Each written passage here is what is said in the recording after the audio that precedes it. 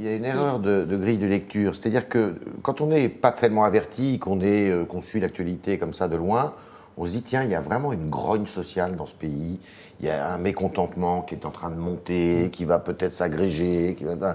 Mais si vous regardez bien, le sujet, c'est pas celui-là.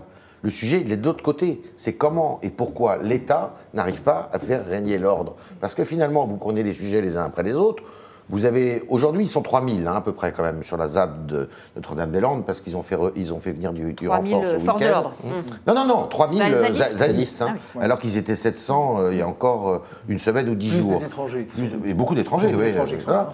Vous prenez les universités, en fait, c'est une poignée de personnes qui ne sont pas toutes étudiantes d'ailleurs, qui mettent le désordre. Et puis alors il y a le Mirail qui est encore un autre sujet, comme dirait le président de la République, ce sont des causes à chaque fois différentes. Mais ce qui est hallucinant, c'est de se dire qu'il y a une telle frousse de la part de l'État. De faire la faute. De faire la faute, de commettre Malek Oussekine ou effectivement Rémi Fraisse à Sivins il y a quelques années, que, eh bien, ils sont comme transis. Alors, ils n'interviennent pas. La vérité, c'est que je pense que l'opinion publique, et ils ont peur de l'opinion publique aussi, ils ont peur d'une réaction de l'opinion publique, et je suis persuadé qu'ils ont tort. Plus de fermeté. Ils ont tort, ils devraient effectivement employer la force et taper dans le tas, si je puis dire. Taper dans le tas, mais de façon organisée, avec les moyens qu'ils ont, parce que... De façon métaphorique aussi. Oui, voilà, exactement. Et ça permettrait sans doute de stopper, si vous voulez, ces mouvements. La question qui, aujourd'hui, est posée n'est plus celle de la puissance publique, mais de l'impuissance publique. Et cette notion d'impuissance publique est quelque chose d'absolument terrible. D'autant plus que les personnes qui regardent d'une manière très précise les réseaux sociaux, il y a un certain nombre d'organismes, je ne vais pas tous les citer, Bloom ou d'autres, qui font des études sur les influenceurs, sur les réseaux sociaux, aussi bien Facebook que Twitter. Qu'est-ce qu'ils constatent? Ils constatent que très souvent, des personnes, par exemple, comme les organisateurs de Nuit debout, sont des gens qui sont très mobiles et qui tout d'un coup changent d'identité et vont passer, par exemple, à Notre-Dame-des-Landes ou ailleurs.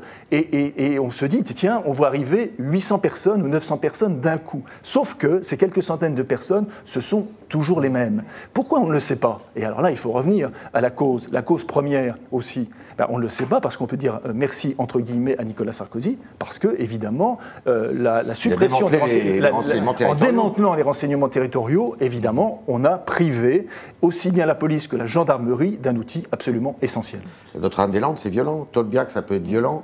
Mais 68 n'était pas violent. Mai 68 n'était pas violent, il n'y a pas eu un seul mort en mai 68. C'est l'après mai 68 qui était violent. C'est l'après mai 68. Ouais. Il y a la responsabilité de ministres en charge de ces dossiers qui sont politiquement absents. Oui. Frédérique Vidal, vous la voyez beaucoup défendre, ferrailler sur les plateaux nuit et jour pour dire vous n'avez pas compris la réforme, Parcoursup, ce n'est pas ce que vous dites, ce n'est pas une sélection comme vous l'entendez. Non, très peu. Jean-Michel Blanquer, il pourrait lui aussi monter au créneau. Lui, il a une respectabilité dans l'opinion, à gauche et à droite. Et s'il allait aussi parler des universités et de la réforme, pas tout à fait son le portage politique de Nicolas Hulot sur la SNCF, quasiment absent, une petite tribune dans le JDD, et puis on ne le voit plus. La ZAD, donc ça révèle quoi, que finalement Hulot. Ce gouvernement est un gouvernement de techno et mais qu'il non, y a mais peu vous avez qui? Vous avez qui? Gérard Collomb, Édouard Philippe, Emmanuel Macron? Rendez-nous Raymond Marcellin. Alors,